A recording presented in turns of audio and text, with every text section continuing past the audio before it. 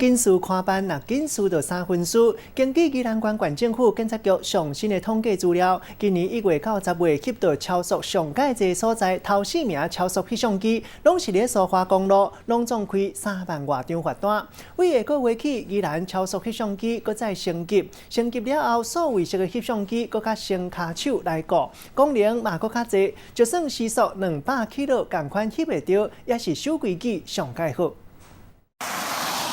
原本踩伫路边的测速翕相机，雄雄煞拢无看的。不过伫咧1个月以后，佫过来出现了。从后个月开始，这个测速翕相佫要专门来升级。就算讲你的时速拼到200公里，嘛是同款翕会到。民众是免笑想讲，若是甲速度甲写较紧的，安尼就翕袂到。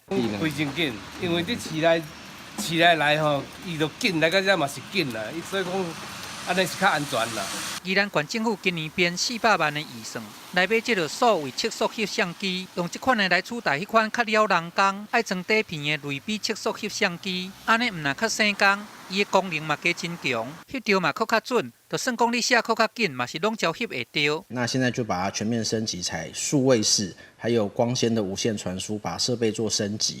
那预计是在这个月的月底就会全面就是换装完成。那 就是会陆续开始做执法的动作。宜兰县政府警察局讲，伫今年的1月到10月，测速处地前4名，拢伫苏花公路的台九线。其中，这个南澳村段10个月以来的总数就破几万呢，得到这个测速机仔王的称号。若是甲前4名甲加一下，安尼处地这个罚单超过3万张。人讲这个10摆车下是9解紧，超速确实是真侪造号的原因。这个测速翕相机全面升级。 估计伫11月就会当验收好势，就是要来预防超速，来致使意外发生。记者综合报道。